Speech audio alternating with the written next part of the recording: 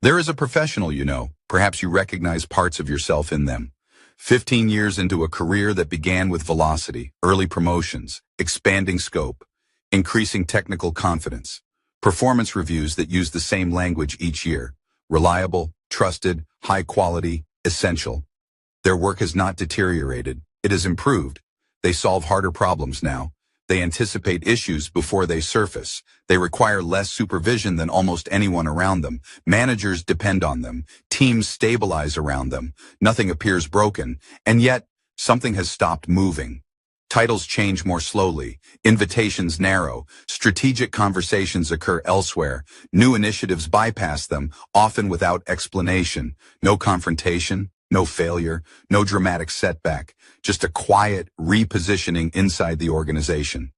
This is where capable people get confused, because when effort continues to compound, stagnation feels irrational.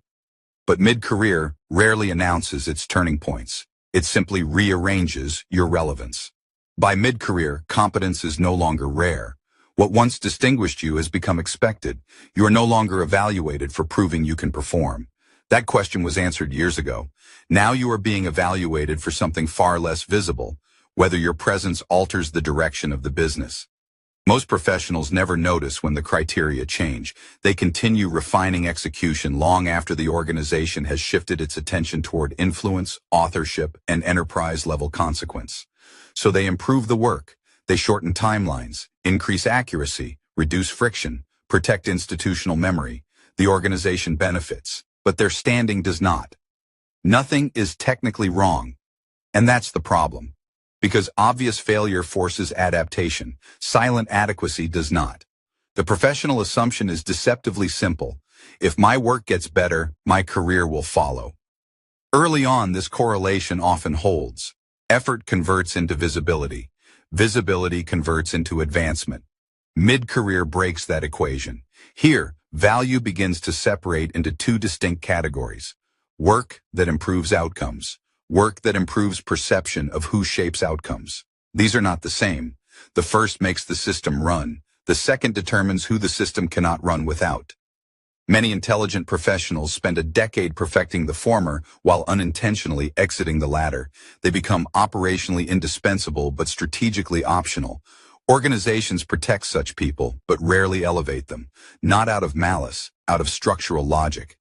When someone reliably stabilizes execution, promoting them introduces risk. Their absence would create an immediate vacuum. So the organization solves for continuity, and without anyone stating it directly, the professional is placed exactly where they are most useful, not where they are most visible. This is where capable people get trapped by their own consistency. Their reputation becomes precise and narrow, dependable, safe, contained. Meanwhile, less technically impressive peers begin appearing in rooms where direction is debated rather than delivered. It feels undeserved. But the organization is not rewarding brilliance alone.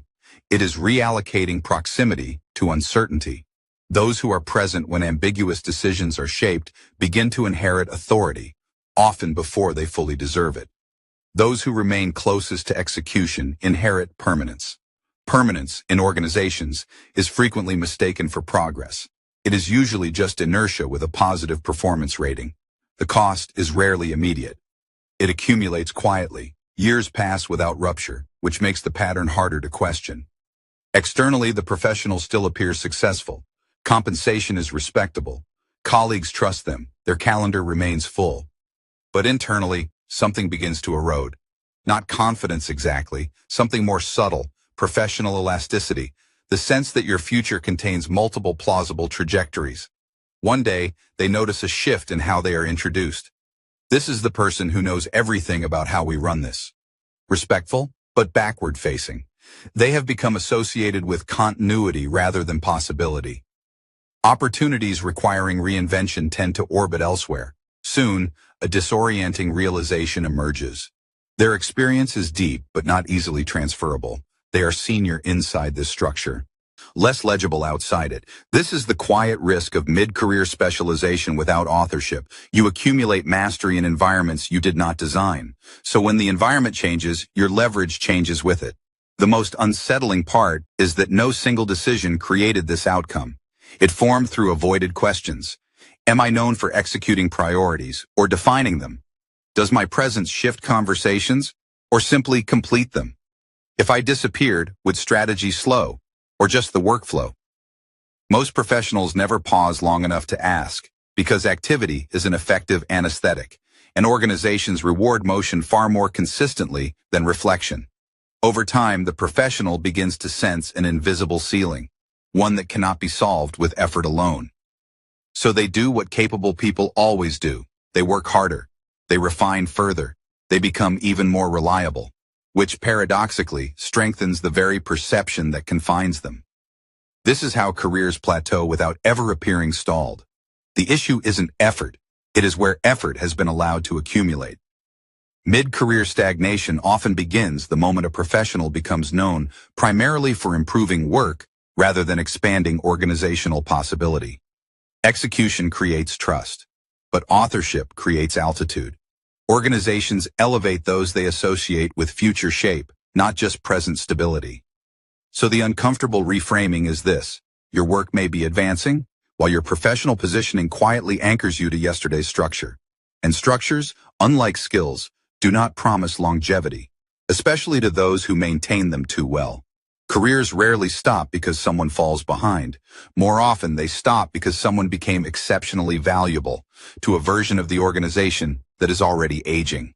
If this pattern feels uncomfortably familiar, it is because most professionals are trained to improve what they do, not to interrogate what their work is actually buying them within a system. The strategy lens exists for people who suspect that progress has been misread as movement, and that productivity has quietly replaced position as the measure of advancement. This channel does not offer reassurance. It examines the structures that absorb capable people while keeping them professionally static, the incentives that reward contribution without consequence, and the narratives that make this arrangement feel respectable. Subscribing is not about staying informed. It is a signal that you are willing to look at your own career architecture without the comfort of flattering explanations. The strategy lens is where that standard is kept.